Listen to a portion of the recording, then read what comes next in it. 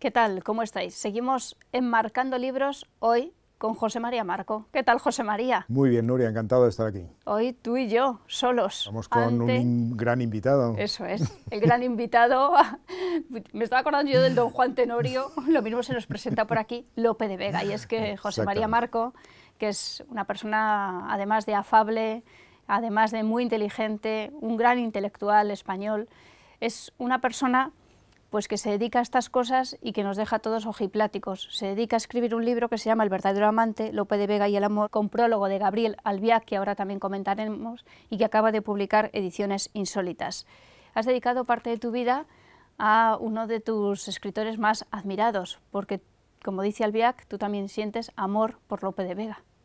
Pues sí, la verdad es que sí. Sí, siempre he sentido un interés y un cariño muy especial por Lope de Vega. Me lo transmitió mi madre. Ella había actuado cuando era muy jovencita en El Comendador de Ocaña, hizo la Casilda y siempre lo recordaba. Y recitaba versos y versos y versos, el monólogo de Casilda, cuando llega el Comendador y el alfabeto de amor, que no le gustaba a Menéndez Pelayo, pero que a mi madre sí que le gustaba mucho. Y siempre que había cosas de Lope de Vega nos llevaba al teatro español en particular. Y entonces Lope de Vega siempre ha estado ahí en el fondo de mi relación o de mi gusto por la literatura. Y como había acabado un libro muy pesado sobre el nacionalismo, muy pesado en el sentido de que yo estaba ya muy aburrido del tema del nacionalismo, es un tema muy truculento, sí, aunque es muy literario, pero es muy truculento, pues dije, bueno, vamos a volver a de donde yo vengo, ¿no? de los estudios de literatura, y era casi natural hablar de Lope. Bueno, Lope como escritor de teatro, es verdad que José María tiene una relación muy estrecha también con el teatro. Efectivamente, ahora nos puedes comentar, José María, es un buen momento. Bueno, ahora mismo se está reponiendo la hazaña que hicimos José Luis Gómez y yo en el Teatro de la Abadía. Y me gustaría hacer más teatro, pero eso es una idea que te lanzo, ya hablaremos más adelante. Bueno, me emociono. Bueno, ¿cuántas definiciones tiene Lope de Vega sobre el amor? Tiene centenares de definiciones. Él mismo se jactaba, con razón, de ser el poeta, el escritor que más definiciones había hecho del amor. Y no es una casualidad, porque Lope define el amor, intenta definir el amor, no habla solo de los efectos del amor o lo describe como algo que le ocurre, ¿no? Sino que intenta definirlo porque los amantes tienen que definir el amor, hay que argumentar el amor. Y hay que argumentarlo no solo para saber qué es lo que les pasa, sino para seducir, es decir, se seduce argumentando. Y las definiciones que Lope hace del amor además son muy bonitas porque no son definiciones abstractas, son definiciones en movimiento, es decir, describe el impulso amoroso. Claro, no son descriptivas. No son descriptivas, son dramáticas, exactamente. Entonces la conjunción de lo que tú decías antes entre la poesía y la dramaturgia y el teatro, es que las dos cosas van siempre unidas, ¿no? Un soneto en el que describe el amor, el más famoso, ¿no? Cuando se pregunta qué es el amor, si quien lo probó lo sabe, ¿no? Con Caracaba, es un soneto dramático, es un personaje que está en acción, está preguntándose qué es el amor, y se está preguntando qué es el amor porque quiere enamorar a alguien, es evidente. También subyugado por el propio amor. Claro, claro, él está enamorado del amor, como se suele decir, ¿no? A Lope le gustaba divertirse consigo mismo y de su personaje, tiene varios alias y tiene varios alter egos y todas estas cosas, y uno de ellos, el más importante y muy conocido en la época, que ahora mismo ha pasado a segundo plano, porque conocemos poco a Lope y lo leemos poco y se ve poco, es un personaje que se llama Belardo, que es uno de sus famosos seudónimos, que es él, pero es él en una situación muy particular, es Lope enamorado. Entonces cuando sale Belardo, en su época, como Lope era conocidísimo por todo el mundo, cuando salía Belardo todo el mundo sabía que era Lope, es que quien estaba hablando era Lope, el personaje, claro. Y al mismo tiempo era el amor, es decir, al mismo tiempo que se retrata a sí mismo, joven en general, guapo, atontado, como son los enamorados, muy generoso, celoso, con timideces, pero siempre intentando lanzarse, porque el amor no admite timideces ni retraimientos, ¿no? Pero al mismo tiempo que lo que está haciendo es un retrato del amor, es decir, hace un retrato del amor, un retrato psicológico y moral del amor. Y Belardo es su retrato y el retrato del amor. Eso muy pocas veces se ha hecho en la literatura. Un amor también erótico. Un amor es, claro, carnal. Por supuesto, claro. Lope es un realista. Lope es un realista, es verdad que luego tiene otro lado de máxima idealización de la persona amada, ¿no? En la línea muy de Petrarca, ¿no? Pero Lope es un realista como lo son muchos en la época, Maquiavelo es realista en el sentido fuerte de la palabra, ¿no? Es decir, no puede separar el amor del deseo, es imposible. Por mucho que lo quiera, no lo puede hacer. Entonces la poesía y el teatro amoroso de Lope tiene ese lado extremadamente erótico y muchas veces que llega muy lejos en la descripción y en la evocación y en la sugerencia. Por lo que decías, es verdad que, claro, se estudia Lope dentro del Siglo de Oro, pero casi se merecería un capítulo aparte, porque es verdad que siempre se compara Cervantes y Shakespeare, ¿no? Se habla de esas dos figuras, pero Shakespeare sería más lógico compararlo con Lope de Vega. Sin duda, sin duda. Sin duda. Con Cervantes, Lope tuvo una relación complicada en su época y luego la ha seguido teniendo porque con Cervantes, no vamos a dudar de que es el gran escritor que es Cervantes, pero se ha elaborado un mito sobre el que se ha proyectado aquello que los españoles o una parte de los españoles han querido ser. Entonces hemos elevado a Cervantes a un altar en el que está muy bien, en el que es casi intocable, por el Quijote. Claro, por el Quijote, fundamentalmente, en el que es casi intocable, cosa que no está tan bien, y ha dejado de lado, o sea, se han proyectado además sobre Cervantes cosas muy progresistas, que han estado bien en su época, pero que perturbaban las cosas, porque decías, Cervantes no puede estar diciendo lo que dice este hombre, es imposible. Estaban en el siglo XVII, no en el siglo XX, ¿no? Y Lope ha quedado como, de forma muy injusta, como una especie de exaltador de la conciencia nacional, una especie de patrioterismo, las virtudes de la monarquía. Es un personaje que ha quedado relegado a un segundo plano, ¿no?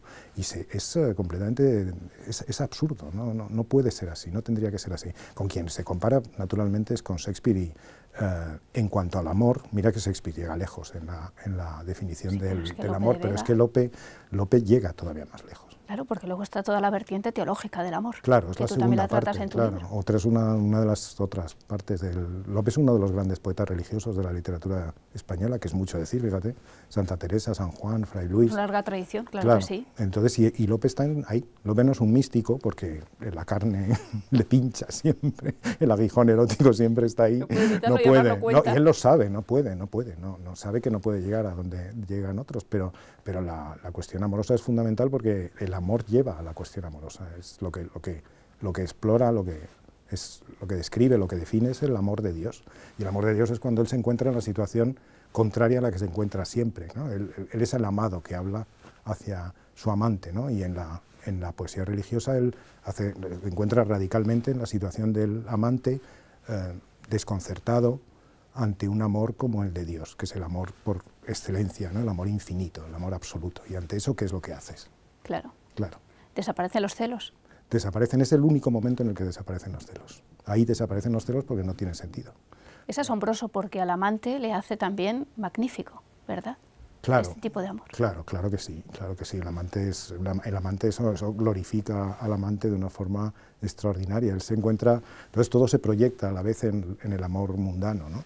Una de las cosas más bonitas de Lope también es esa dignificación de la persona amada en el tema de las mujeres, ¿no? Que es un tema que me gusta mucho y creo que es muy importante, porque hablando de lo que decías tú antes, del amor, de Eros, del deseo, Lope es uno de los escritores clásicos, retomando una tradición antigua, pero retomándola muy bien, en el que sabe hablar al mismo tiempo de la idealización y del deseo de las mujeres. Un tema tabú durante mucho tiempo, casi prohibido, y Lope lo pone encima de la mesa. Lo pone encima de la mesa además sin menospreciar a las mujeres, ¿no? Una mujer que siente deseo por un hombre no es una mujer indigna ni nada parecido. Porque las mujeres de Lope nunca dejan de ser realistas. Exactamente, nunca, jamás. Entonces las mujeres de Lope son realistas y al mismo tiempo las mujeres de Lope son el centro del mundo. Son aquello que a los demás o a Lope le descubren no solo la belleza del mundo, sino el sentido del mundo, ¿no? El verdadero sentido del mundo. Y le descubren lo que es el amor fraternal. Otra faceta que Lope descubre o que explora también es el amor fraternal y la amistad, que es una forma de amor. Por eso ahí Lope había leído bien a Aristóteles, porque Lope conoce muy bien los clásicos. Lope no improvisa, Lope conoce muy bien la literatura clásica. En contra de lo que se ha dicho muchas veces de su talante improvisador, Lope se pasó la vida entre libros, se levantaba muy temprano. Fíjate y escribía todo el día. Era bordador, ¿no? El padre era bordador, sí. ¿Y él cómo accede a toda esa biblioteca? Por su vocación literaria. Eso no hay ninguna duda. Él dice que cursó estudios en Alcalá de Henares, todo el mundo lo duda. pero el caso es que sabía muchísimo, era un hombre muy erudito, ¿no? Y está los elogios de la amistad, que en alguna obra, La boda entre los dos maridos, bordan literalmente el amor entre hombres, ¿no? Lope lo explora todo, ¿no? Lope no le tiene miedo a nada, ¿no? Es una libertad extraordinaria.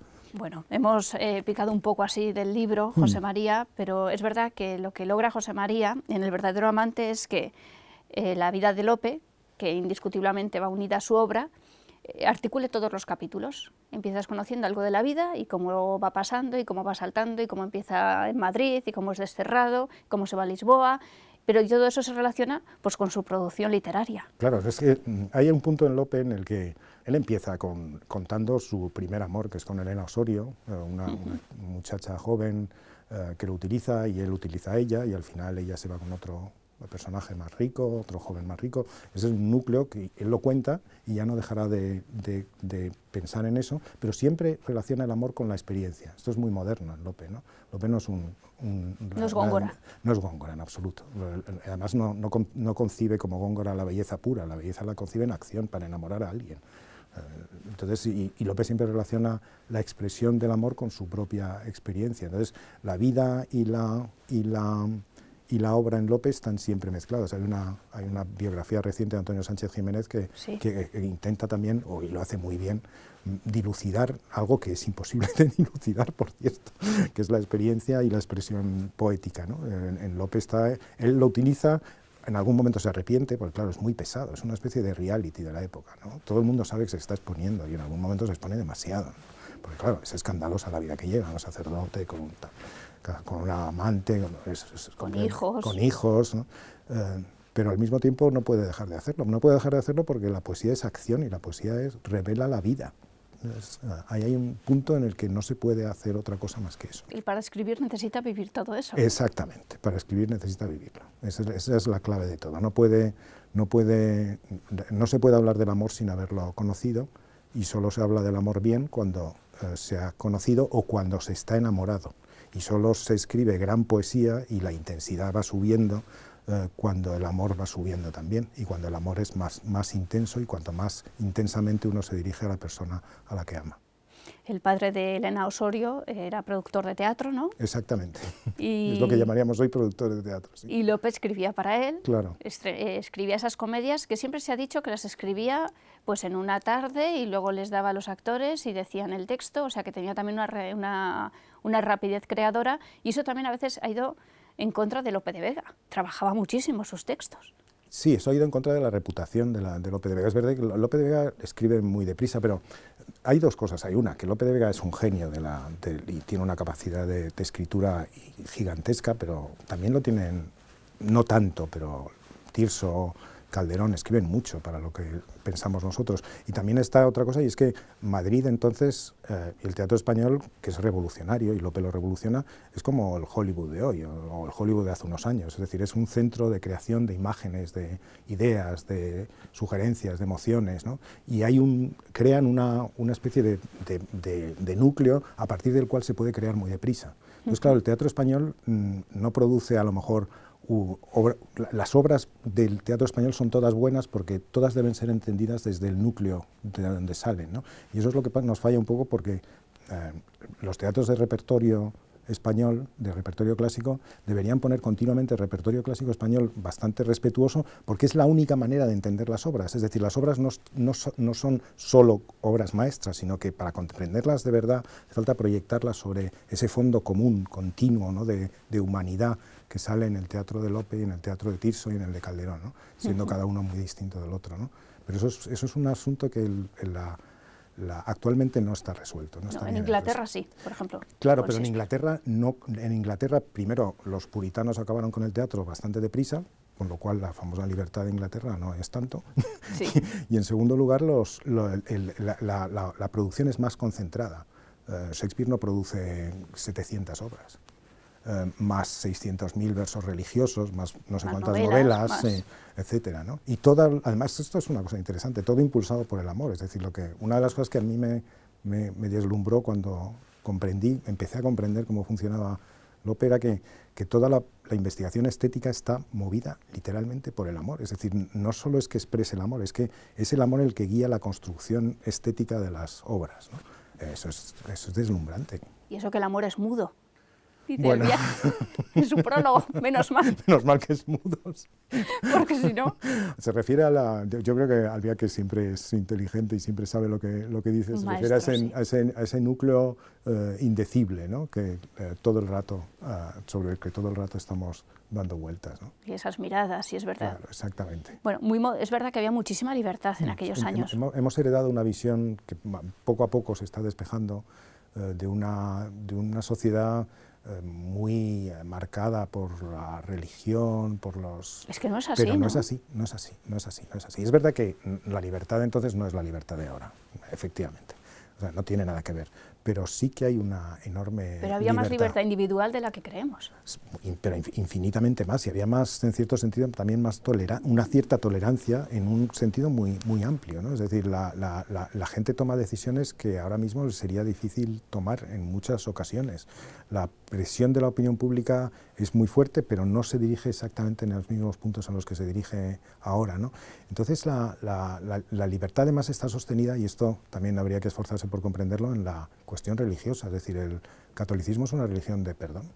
Y cuando Lope habla del amor, cuando Lope habla del amor de Dios es porque tiene confianza, ¿no? en algo que nosotros hemos perdido, ¿no? Y esa confianza que comparte con la sociedad entera de su época, hace una sociedad en movimiento permanente, continuo, que explora cosas, que se atreve a explorar cosas que a nosotros nos sería muy difícil imaginar cómo se puede llegar a eso. Es decir, es una sociedad en la que la moral está muy clara, no hay duda, y al mismo tiempo es una sociedad que precisamente por la solidez de ciertos principios y de ciertas creencias permite ir muy allá en otras, ¿no? Eso es admirable. Totalmente. Su relación con sus hijos, también el amor que siente hacia sus hijos, también es enternecedor. Sí, es otro de los puntos bonitos del libro. Ahí, una de las exploraciones del amor es la familia, ¿no? La familia es muy importante en Lope. A Lope le gusta la vida familiar. Claro, es que no se queda en solo un aventurero. No, es que nosotros tenemos quizá demasiados impuestos los clichés. No, es verdad puede ser muchas cosas en una vida. No es verdad que es un seductor nato, es verdad que le gusta el amor en ese sentido, y lo dice muchas veces en las cartas al duque de Sesa, lo dice, pero también le gusta primero la familia por la estabilidad que le da, y el amor conyugal es un amor importante para Lope, y luego lo que le fascina completamente son los niños. Eso es una tradición clásica, la literatura de elogio de los niños, pero en Lope llega a un nivel extraordinario, porque los niños, aparte de la ternura que le inspiran como sus propios hijos, algunos de sus poetas, los niños son la inocencia. Entonces el amor lo que nos descubre en última instancia es lo que somos antes del pecado. Esa es una de las cosas que en el Lope son clave, ¿no? El amor nos lleva allí a donde lo que somos de verdad antes de haber caído en la concupiscencia, como dicen los teólogos clásicos, ¿no? Y los niños representan esa inocencia, los niños son la palabra hecha carne, ¿no? Entonces es claro, es el deslumbramiento ante el comportamiento infantil, ante la risa infantil, ante el gesto infantil es infinito, ¿no? Le encanta a los niños a Lope, en su poesía y en su teatro. Fíjate que este es un libro que yo, después de leerlo, de repente me di cuenta que el amor mueve el mundo. Entonces te levantas por la mañana y ves señales del amor por todas partes, José María. Sí, me alegro de que tenga ese efecto, Nuria. Sí, lo has logrado absolutamente. Cuando, en general, parece que lo que ahora mueve el mundo es el odio. Sí. De los haters estos, ¿verdad? Sí, es verdad, sí, es verdad. Pues deberíamos que nos hace peores personas, ¿eh? No, por supuesto, ¿no? El amor puede llevar el amor en esta línea de descubrimiento de nuestra propia naturaleza. El amor es peligroso. Lleva a los celos, que son terribles, y el amor no es difícil de discernir de los celos. Lleva a la lujuria bruta, que también es terrible. Lleva a la perturbación del orden social, es decir, a la tiranía, como el comendador de Ocaña, ¿no? Que utiliza su poder para tratar de violar a una mujer indefensa, ¿no? Es decir, el amor es muy peligroso, ¿no? Y tiene una obra en contra del amor, de hecho, se llama La Arcadia, muy famosa en su época, muy bien leída. Pero al mismo tiempo el amor nos lleva a descubrir la belleza del mundo, y la belleza del mundo y la belleza de las mujeres, que es la puerta hacia la belleza del mundo, es el descubrimiento de aquello que es lo mejor de nosotros mismos. Habla mucho de Lope, algo que cuentas, y es que cuando compone una ópera, ya en los últimos años de su vida, Claro, la ópera se monta pues con muchísimos recursos, muy espectacular, y dice, al final lo menos importante son mis versos. Sí, sí. Y habla precisamente de lo que a él le interesa, ¿no? Claro. De la verdad, Claro. de la autenticidad. Es el núcleo absoluto de Lope, es esa búsqueda de la inocencia. Shakespeare es Julieta, ¿no? Pero Julieta es un personaje de Shakespeare, pero es que en Lope hay decenas de personajes así y explorados cada uno desde su punto de vista. Las mujeres, cuando se lanzan a la persecución de sus amantes, no lo hacen por lujuria, lo hacen porque saben, como lo hacen muchas veces, ¿no? Las mujeres de Lope y las de Tirso se disfrazan de hombres, hacen toda clase de barbaridades, ¿no? Lo que buscan es la verdad, lo que buscan es la verdad de su propio ser, aquello que les hace ser lo que es, ¿no? Y en el teatro pasa lo mismo, es decir, es la búsqueda del teatro puro, absoluto, y el teatro puro se consigue mediante una... Claro, sí hace falta un maestro del verso, ¿no? Para construir obras que fueran al mismo tiempo operísticas en un sentido muy profundo, porque la variedad del verso en el teatro clásico español hace de él un teatro musical. Entonces, cuando Lope se ve en esos grandes montajes que se hacían en el Retiro, ¿no?, de Madrid, en la corte, dice, bueno, parece pensar, la música yo ya había visto la música, no me hacía falta tanto, ¿no? Eso es cuando entra en competencia con Calderón, ¿no?, que encajará por otra línea. Y Lope ya pues da el doble giro mortal cuando encima se ríe de sí mismo, y cuando aporta el sentido del humor a toda su obra. Claro, toda entera. Eso ya es magistral. Entera. Ahí hay varias obras. Una es La Dorotea, que es una obra maestra absoluta. ¿Tu favorita? Bueno, yo creo que era la favorita de Lope.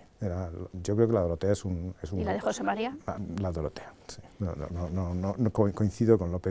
La Dorotea vuelve al principio, la misma historia del principio, de una chica que le traiciona, es el final de un amor, es una historia muy triste, pero al mismo tiempo es un tratado sobre el amor. Es un tratado sobre el amor, que yo creo que de tratado sobre el amor está La Dorotea y el banquete de Platón. Se habla del amor, se teoriza sobre el amor y al mismo tiempo se pone en práctica el amor. Eso en el banquete de Platón solo ocurre cuando entra Alcibíades borracho, cubierto de violetas, y entonces entra el amor. Pero eso ocurre todo el rato en Lope, ¿no? Y La Dorotea es esa perfección en la cual alcanza la transparencia absoluta y al mismo tiempo se ríe de sí mismo. Se ríe, porque Lope se ríe todo el rato de sí mismo. Después de la Dorotea vendrán las rimas de Burguillos y contará la misma historia, pero con gatos, ¿no? Con 3 gatos, serán los protagonistas. Y es genial. Es genial, son los gatos madrileños que hablan, que conocen a Garcilaso, que citan a Garcilaso, citan a Petrarca, se lo conocen de memoria. Y hacen lo que hacen los enamorados, es decir, tratar de hacer lo que hacen los enamorados, siempre. Es verdad que tampoco se le ha hecho mucha justicia a Lope, porque claro, siempre se le compara con Quevedo o con Góngora, y entonces parece que estos dos otros poetas del siglo de oro hacen una mejor construcción literaria, y no es así. Quevedo era muy amigo de Lope, entre otras cosas porque los dos eran enemigos de Góngora. Enemigo común, nada une más. Sí, eso es una historia bonita, ¿no? Las polémicas literarias, ¿no? Pero no, claro que no es así. Lope se distingue de Quevedo y de Góngora en la cuestión de lo que él llama los versos mercantiles, y que es en realidad el hecho de que se escribe para enamorar y que no se puede dejar de escribir para enamorar. Entonces, claro, entonces no es una construcción estética, no es una construcción de belleza por la belleza, ni es ingenio por ingenio. Sí, no es un juego malabar. No es un juego malabar, por eso le insiste mucho en que él es transparente, porque que utiliza un castellano que todo el mundo puede comprender. No es verdad, a veces utiliza imágenes muy difíciles y es complicado y le gusta el concepto, es decir, el relacionar dos ideas y dejarlo que el lector lo adivine lo que está pasando, entonces todo suelta chispas. No es sencillo. Lo que pasa es que lo que sí es verdad es que él hace de la poesía un instrumento de enamoramiento y de expresión del enamoramiento. Entonces, claro, si no la persona amada no entiende lo que has dicho, pues no vamos a ningún sitio, ¿no? Es decir, en el mismo movimiento, en el mismo hecho de tratar de definir el amor, está en búsqueda de una cierta claridad, ¿no? Esto es otra cosa que le pasa con las mujeres, y es que él adora a las mujeres y las mujeres le adoraban. Cuando un discípulo suyo escribe que... Como debía de ser. Debía ser extraordinario. Claro, que alguien te retrate, ¿no?, con un soneto de Lope de Vega. Pues los mismos personajes femeninos de Lope de Vega en La Dorotea buscan eso. Dicen, bueno, yo quiero que me retrate Lope. Y al final, y además con la dignidad, ¿no?, que le da a las mujeres, y al final un hombre constata que a los funerales acudieron muchas mujeres. Muy interesante. Qué bonito. Muy bonito, sí. Qué bonito. Sí. A mí José María, o sea, siempre me acuerdo de El Caballero de Olmedo, como una chinela puede ser esa mina que arroja el alma a la región que adora. Exactamente. Qué maravilla. Qué maravilla. El verdadero amante, Lope de Vega, y el amor, José María Marco. Todo aquel que decida montar hoy una obra de Lope de Vega debe leerse este libro, porque aquí está la esencia de Lope, aquí está la esencia dramática de Lope. Todo el que quiera reconciliarse con lo mejor que yo creo que tiene el ser humano, que es el amor, eso que nos une a todos, y además alguien también que quiera reconciliarse y quiera volver a cómo se escribía, cómo un intelectual puede recrear cualquier relación que nos una tanto con lo divino como con los otros seres humanos. Has hecho un trabajo espectacular, pero bueno no soy yo quien te lo tiene que decir. Y además tengo que decir que me emocioné porque estoy en los agradecimientos. Hombre, faltaría más. Qué generoso eres, José María. Pero por Dios, Nuria. Enhorabuena. Muchísimas Lo recuerdo. gracias.